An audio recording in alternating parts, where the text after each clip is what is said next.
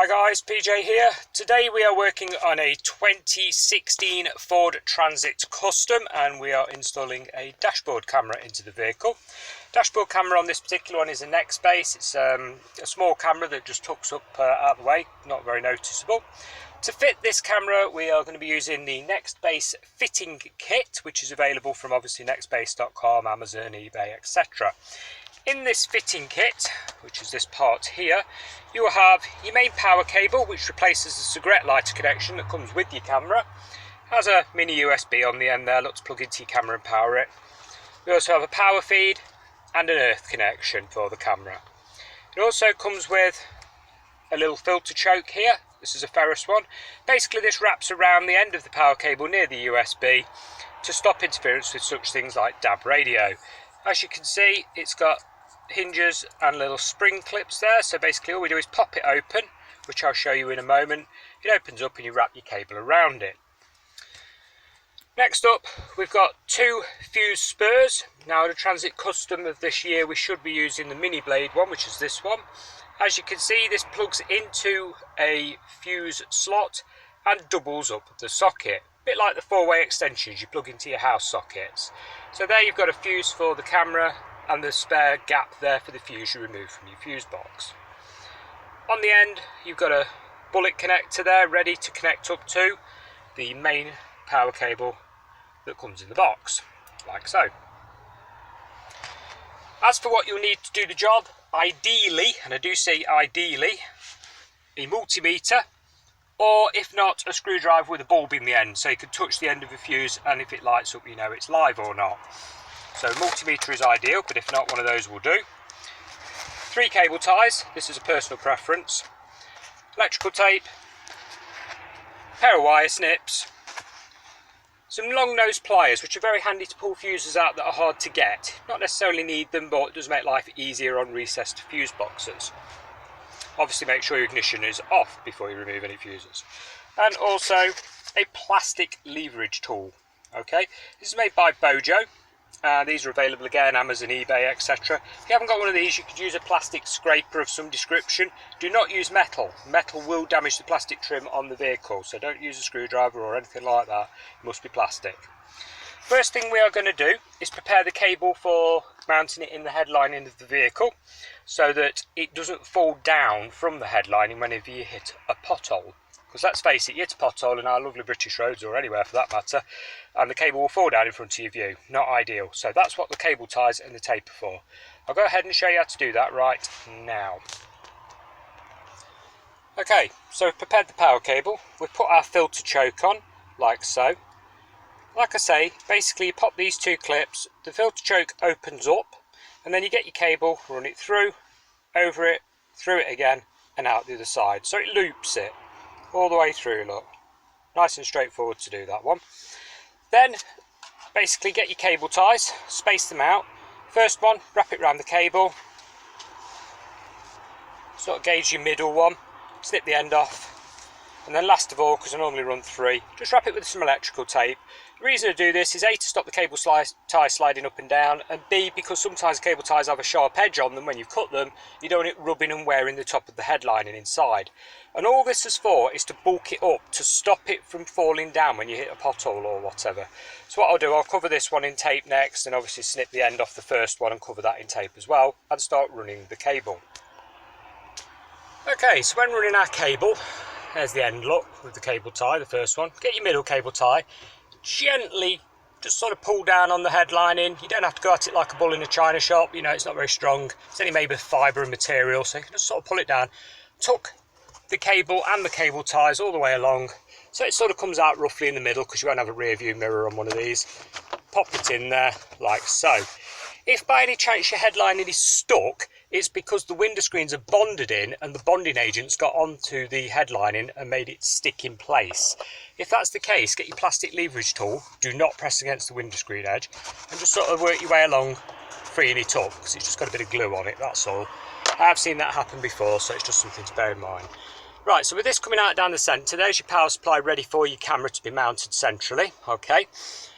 Now, the mounting them can differ depending on this textured surface. If this is textured like this one is, you will need to use a sticky pad camera mount. Most cameras come with two mounts. They come with a suction cup and a sticky pad mount. If you've got smooth glass effect, literally as smooth as glass, then you can use the suction cup. Okay, you'll soon know just by touching it.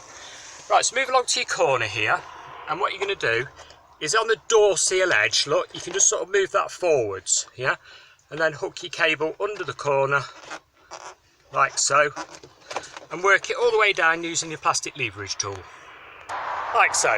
So your cable runs nice and tightly. You've still got a gap here because we're still running the cable down. When you get down to this sort of area, we will be looking at removing this end panel.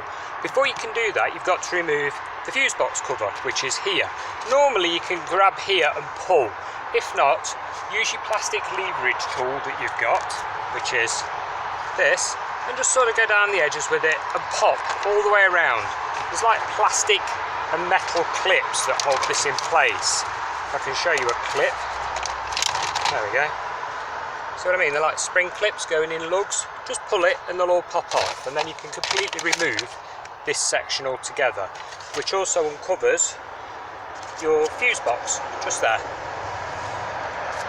Then you'll notice we're down to some TX20s to get this end panel off. So if we remove the TX20, this one was a TX25, not a TX20, I do apologise for that. So you want a TX25, remove that, grab the actual holder that you've got here, pull up, and it unclips, it's on lugs, look, put that out of the way safely. Come to the top, you may need a leverage tool for this, just pull that out. In there is another TX25 that you can see just there, remove that. And once again, we're on little poppers, so just get your leverage tool, pop, trim comes off once you've removed that TX25. So that's two TX25s in total. Remove your trim, that comes off nicely. As you can see, I've pulled the weather seal away there just to make life a bit easier. And that gives you a nice access to a nice 10mm bolt. This could be used as your earthing point for the camera. So we pull the trim off all the way up, like so, and carry on running your power wire down. Okay, so go ahead and take your bolt out, your 10mm bolt. Don't worry, your dashboard's going absolutely nowhere. It's got more than one bolt holding it in. Just take that out and that's going to be our earthing point. Still tight. And then obviously what we're going to do is use that to mount the earth cable underneath. Like so. So there's your bolt out your dashboard. We've got a washer, we've got our earthing ring and another washer. Okay. Some of these kits come with like a little horseshoe thing to shove underneath a screw or a bolt. I normally chop them off and put a proper ring terminal on. It's just, I've been at it donkey's years and this is always a more secure way, so personal preference, guys. Pop your bolt back in. You put your washers on to spread the load so it doesn't split your earthing ring that you put on there, because obviously these tighten up quite a bit. So pop that back in, there's your earth look coming off. Then we'll move on to the power cable.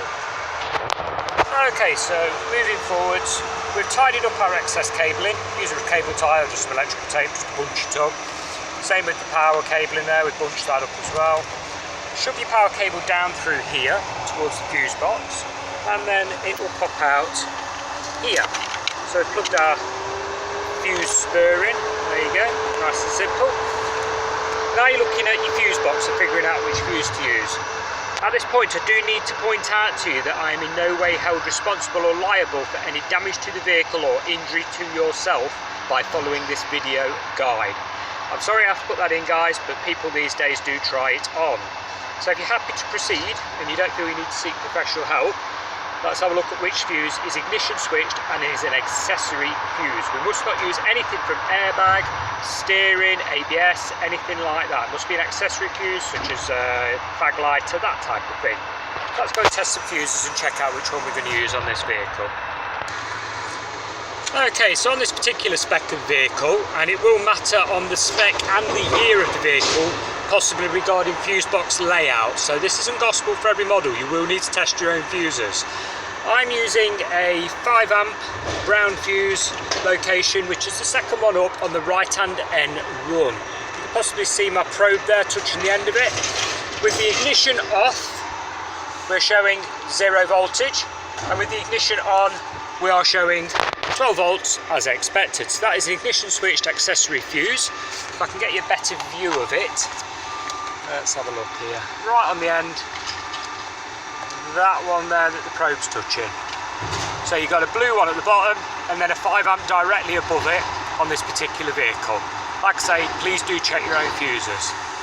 We are now going to remove that fuse with the ignition off and use our fuse spur plugging into that socket. And this is where your needle nose, long nose pliers come in handy, because it's recessed, like I was saying, they're very hard to get to. So if you put your hand through the side panel we've removed, and then go diagonally in, you'll be able to grab the top of the fuse and pull it out like so.